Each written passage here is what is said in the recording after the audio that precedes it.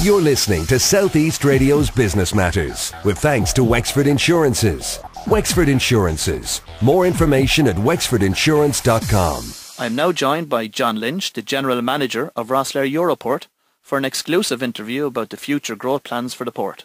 John, before we get into the detail about the port, I'd like to get to know a little bit about your own background. I'm a chartered accountant by profession. I'm in my early 50s. I trained in a small firm, as they say, more years ago than I care to remember. I decided I'd like to see a bit of the world, so I worked in the United States as an accountant for a couple of years, and then I went to the Far East and worked there for another 3. And I returned to Ireland in 1988. At that stage, I then worked in a number of different industries. I was in audit for a year or 2. Then I was in electrical retailing, and then I was in the beef industry. And about 20 years ago, I joined the CIE group as an accountant and had a number of different roles in various different departments: catering, mechanical engineering, civil engineering. And in 1995, I became Chief Financial Officer of Bus Éireann. I was there for about 5 years.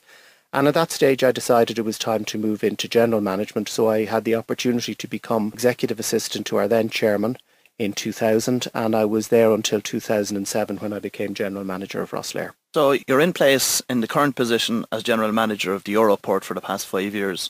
When you arrived in that position, what were the first few action points that needed to happen? I suppose the first thing was just to settle in and have a look round and get an understanding of the industry. And then it became apparent that there were a number of different leads that we could follow up that would lead to potential new services. We believed then, and I still believe, that there are opportunities to develop the business with additional services directly to Iberia, to Portugal and Spain, and also to the Benelux region. So we set about trying to develop that. In 2008, we started a Cobble freight service to Zeebrugge and Rotterdam, which was the northern one of those legs. We haven't yet got the Iberian one off the ground, although we're still working on that. Unfortunately, in 2009, partly as a result of the recession, Cobble freight, and many people in Wexford area think that Cobble freight left Rosslare and went to Dublin. What actually happened was that Cobble freight decided to consolidate all of their Irish operations in Dublin. So they pulled out not only of Rosslare, they pulled out of Waterford and they pulled out of Warrenpoint and concentrated everything in Dublin. But that unfortunately happened in 2009. We'd also had LD Lines for a year. They decided to merge their operation, or to charter their ship to Celtic Link. The benefit of that was the Celtic Link got the new ship. And those are really the main business development. The other thing that we've been working very hard on over the past 5 years, as our volumes have fallen by about a quarter, is trying to maintain the profitability of the port. And I'm glad to say we've succeeded in doing that. Our last published accounts were for 2010. And we made about 1.7 million surplus in 2010 on a turnover of 10 million, which I think, after the kind of economic environment that we've been operating in for a number of years, is quite a result. John, I know that the ownership of the port itself is quite complicated. Can you give me an understanding of exactly how that works? Well, at a very simple level, we don't own the port, but we operate it, we manage it, we maintain it, and we have de facto day-to-day control. There is a rather convoluted technical arrangement set out in some legislation in the late 1890s, where there's a company called the Fishguard and Rosslare Railways and Harbours Company, which owns Rosslare and owns Fishguard, and we own half that company. Stena Line owns the other half. We operate one side of the operation and they operate the other. Really, in practice, that makes no difference on a day-to-day basis. For all intents and purposes, you could say that what we have is a leasehold interest in the port, which is rent-free and goes on forever. What do you see as your greatest achievement since you've been appointed as General Manager of the port 5 years ago? I suppose really the trying to develop the business is I'm not sure about an achievement. It's certainly a challenge. We did get 2 new services in 2008, 2009. Unfortunately, they've gone away. We haven't given up. We're still working away in the background. We're constantly talking to new shipping lines, existing shipping lines, about new services and so on. But we've also made some important changes in the actual physical infrastructure of the port.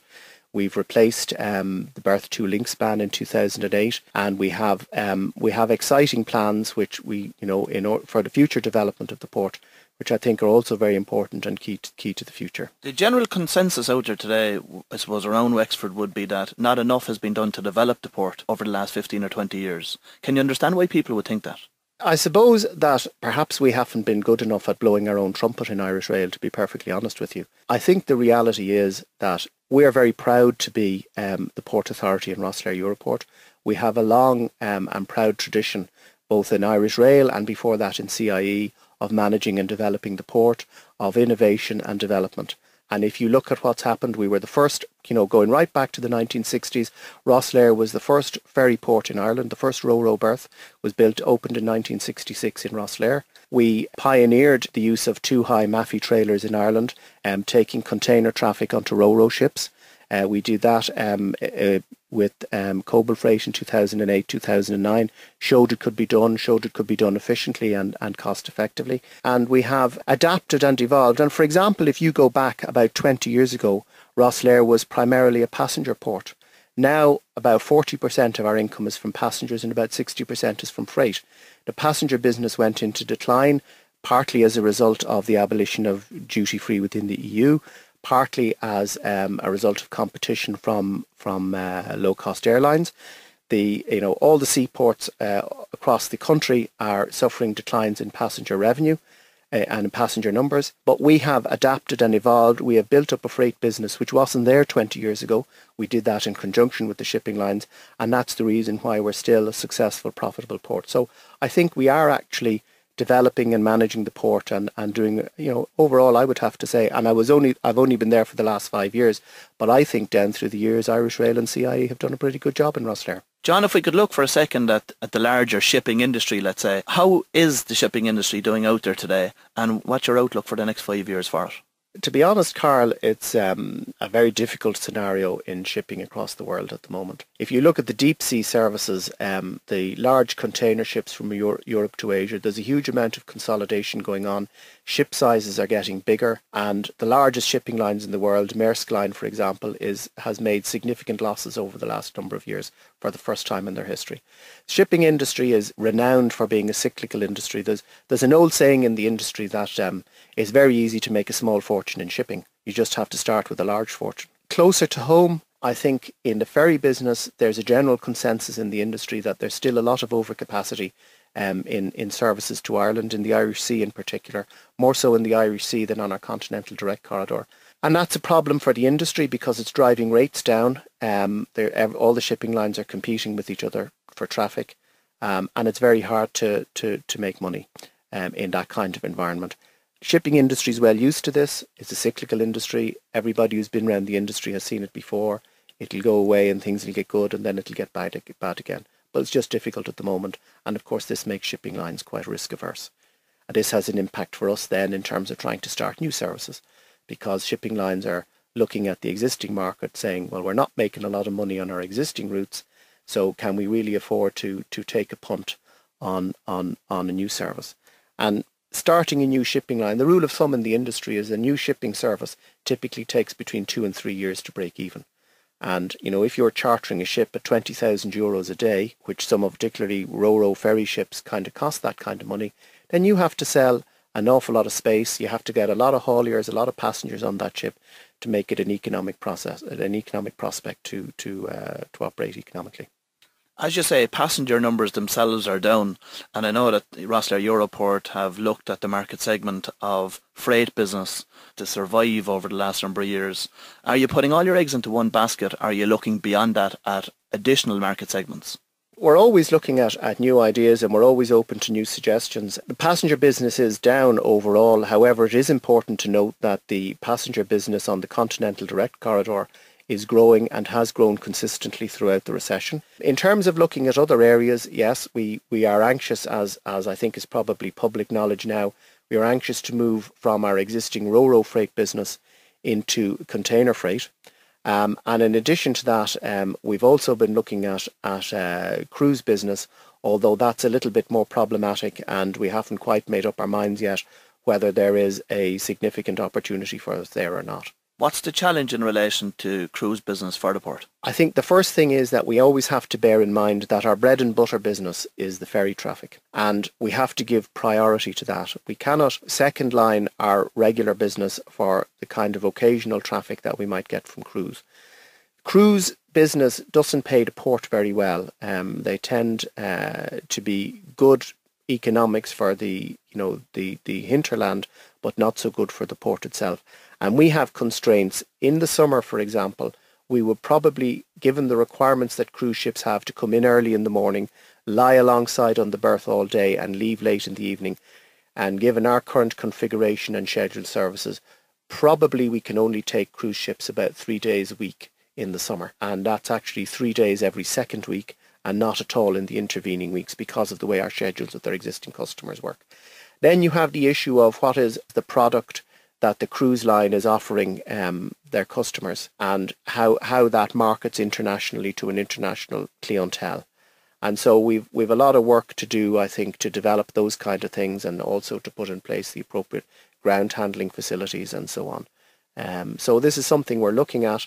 I'm not quite sure yet whether it's going to be a viable option for the port, but it's certainly something that we're looking at. One of the other criticisms of the port, and the terminal building specifically, John, is the aesthetics. Do you realise why people across County Wexford would be concerned about the aesthetics associated with the terminal building when people would arrive into Ireland for the first time? I do accept that we have a job of work to do on first impressions of the terminal building, particularly as you come off the ship. We are evaluating a number of different proposals there at the moment. We're working with our architects on some alternatives and developing costings and developing plans, and something will have to happen there. We have actually done quite a lot of work over the last 2 or 3 years. We have cleaned the outside of the building, and we've had that properly and professionally done, and we've resealed the concrete surface and so on. We have taken down the external branding, and we're in the course of preparing a planning application to replace that. We've done a lot of work in terms of the approaches. Those who are familiar with it, for example, will know that all the fencing on the Laps Hill down into the port has been replaced within about 12 months ago. We've also done a lot of upgrading and repair work in relation to the pads and climbs up the side of the hill, the footpaths and so on. We've done a lot of that work incidentally as well with the Rosslare Harbour Environment Group, who are involved in the Tidy Towns effort, and we're very happy and pleased to cooperate with them and hopefully improve Rosslare Harbour's score in the Tidy Towns.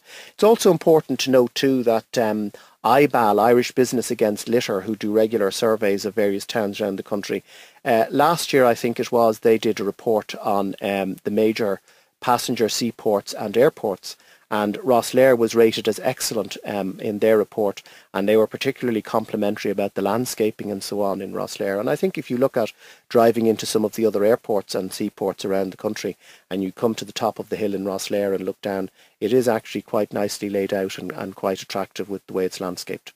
And with a nice, I think we're the only one too with a nice beach nearby. Another one of the mysteries about Rosslare Europort is why the ferry times don't correspond with the train times. This is probably the most frequent question I've been asked since I took up my current job 5 years ago. And there are a number of different aspects to this. First of all, I don't run the trains. I only run the port, even though I work for Irish Rail. But my colleagues in the railway, I've had a number of discussions with them on this. And there have been a number of initiatives taken down through the years at various stages to try and to change train times to better suit the ships. Really, they haven't been particularly effective, and we haven't actually received or got any response from the travelling public in response to that.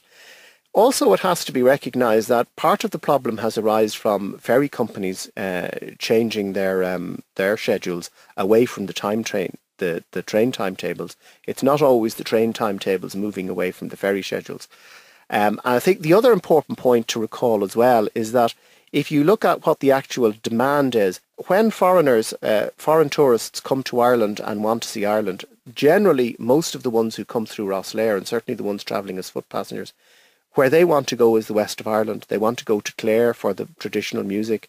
They want to go to Connemara. They want to go to places like that. So they're not really interested in taking the train to Dublin.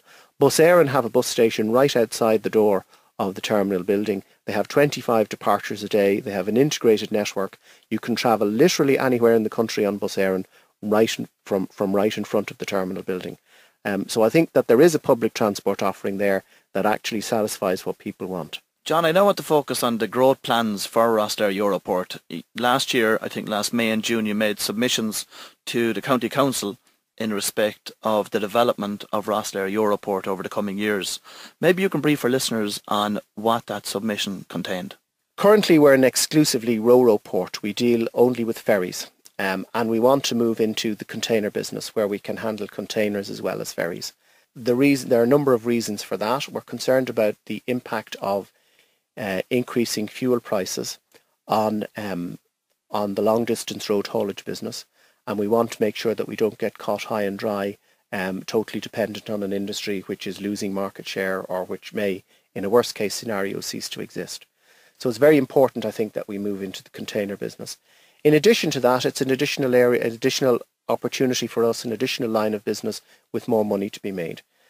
Also generates more traffic for Ireland and for the southeast region and so on. Other plans in connection with that, I think, are the development of a rail freight service. Éireann Road Éireann is the port authority. There is an advantage in that in terms of rail freight that we think we can leverage, and it's important that we should grasp that opportunity as well. And we have some, we think that we can, with the right partners, we can develop a business that we can take container traffic into Rosslare, deliver it by rail to Dublin, and do so at a price and at a time that is competitive with anything that any of our competitors can offer. We also need to deepen the port. There have been deepenings in the past. We are in an infrastructure industry which has typically got long lead times in order to develop infrastructure. So we can currently handle all of the ships that are presenting to us at the moment, but we need to start planning for the future. We need to make sure that when larger ships start presenting, that we can handle them. And what we would like to do, in addition to that, and this would require partnerships with the private sector, but we would like to develop distribution centres based around the port, which would create local employment, local economic activity, and would also be beneficial for the port in terms of creating additional traffic through the port. So it'd be a win-win for everybody, a kind of virtuous circle. That sounds very, very ambitious. Firstly, how realistic is it? And secondly, over what time frame could we see this being implemented? You're right, it is ambitious, but I think it's appropriate that we should be ambitious. I mean, can it be delivered? Well, we do need investment. We need funding. That's not available at the moment in the recession. It's not available from the state. It's not available from Éireann Road Éireann. It's not available by borrowings and so on. But we mustn't. We aren't going to waste this recession. All of these kind of long-term infrastructural developments require a lot of planning, a lot of preparatory work, a lot of studies to be done and so on. And we are proceeding with those. They're relatively low cost, but they are time consuming. So we're doing those kinds of work at the moment during the recession, so that when the recession is over, when the funding becomes available, we're then in a position to actually have proposals that are ready to proceed. And that's what we're working on at the moment. Of course, it's all dependent on the market. It's dependent on markets being there, on demand being there for these services. But we will be doing our damnedest to go out there and to do the rain dance and beat up the traffic and beat up the demand. And that's really what we're about at the moment. We're in the planning stage now, but all of that planning has to be done first before we can implement. Do you see this becoming a public-private partnership in time to come? It's certainly a possibility. That would have to be a decision really for the board of Éireann Road Éireann, and perhaps they might feel they have to consult the Minister for Transport on it and the government. I don't know. My job is to come up with the alternatives, come up with the plans, come up with the proposals, make the business case for it, and then we have to take it from there and see how we can move it forward and how we can finance it. I will say that we have developed the port into, a pretty fine establishment, a profitable business, the second biggest unitised freight port in the country. I would love to get my hands on some statistics about the value of exports through Irish ports, because I believe that Rosslare is probably in the second, or at worst the third place in the country. We're the fourth biggest port by tonnage in the country, but I suspect we could be the second, or perhaps certainly the third, by value of exports. And I think in terms of the strategic importance of Rosslare to the national economy, it's a key asset. And I think we have taken the port this far, and we continue to do that, and that's our ambition for the future. John, thanks very much for coming in this morning and providing such a candid interview. You're listening to South East Radio's Business Matters, with thanks to Wexford Insurances. Wexford Insurances, #1 for business insurance in County Wexford.